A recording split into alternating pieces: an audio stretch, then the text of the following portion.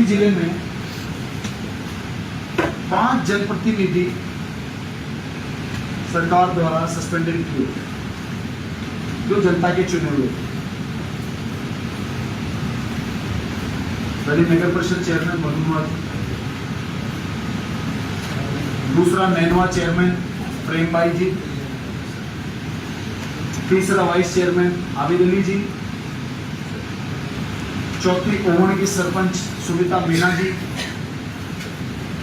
पांचवें उप सरपंच ओवन की रामेश्वर पूजा जी, 3 तो इसमें महिला हैं। तो ये प्रक्रिया कब तक चलती रहेगी इस प्रकार?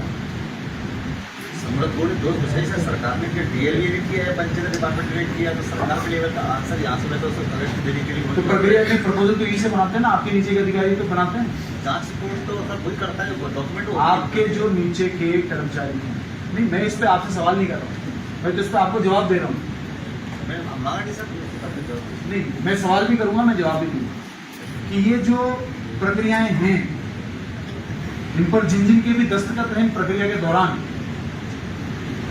राज हमारा भी आएगा कांग्रेस पार्टी, 5 जनप्रतिनिधि कांग्रेस पार्टी के, सारे अधिकारी कर्मचारी जो जिले में हैं और इनके खिलाफ फेक डॉक्यूमेंट करके सरकार को प्रपोजल भेजते हैं, I will make sure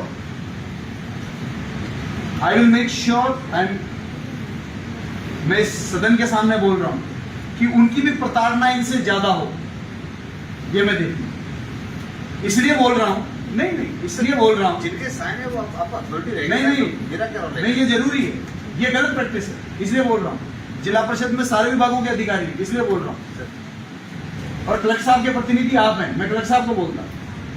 collector साहब की जो बात है वो आपको सुननी पड़ेगी कि आपने ये कहा है। अक्षर से मैं ब्रीफ कर दूंगा सर, जिले का जांच रिपोर्ट जिनके देखिए सुनिए मैं ये बात कलेक्टर साहब से बात करूं, पर आपने मेरे को कहा कि कलेक्टर साहब नहीं, उनकी जगह मैं हूं, तो जो भी बात करनी है मेरे से, इसलिए मैं आपसे कहता हूं, ठीक है। इस प्रकार की प्रैक्टिस में जो भी कर्मचारी इन्वॉल्व होंगे, क्योंकि ये प्रथा नहीं रही, देश आजादी होने के बाद में चुने हुए जनप्रतिनिधि सभी पार्टियों के होते हैं, लेकिन प्रतिनिधियों को लड़ा के ये जो खेल खेला जाता है ना सस्पेंड करने वाला, इसमें कोई ये सोच रहा हो कि हम चिट्ठी बना देंगे और हम बच जाएंगे, ये बीजेपी कांग्रेस के आपस में लड़ते रहेंगे क्योंकि हमारा राज आएगा, फिर हम ये सोचेंगे कि बीजेपी के अधिकारी जो चुन के आए प्रधान प्रमुख, इनको कैसे हटाएं।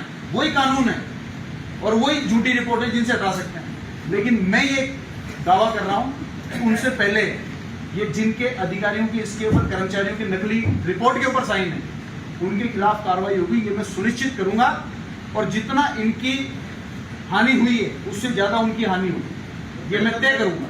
आप कलेक्टर साहब की जगह आप सुन रहे हैं, मैं आपको नहीं कह रहा हूं, कलेक्टर साहब को उनके डीएम होते हुए उनके जिले में इस प्रकार की कर्मचारी रिपोर्ट भेज रहे हैं, फर्जी रिपोर्टें भेज रहे हैं, जिससे जनप्रतिनिधि सस्पेंड हो रहे हैं। जिले के मालिक जिले के कलेक्टर होते हैं जो सरकार के प्रतिनिधि होते हैं। हमारा काम कानून बनाने का विधायकों का, हमारा काम विधायिका का है। हम विधानसभा के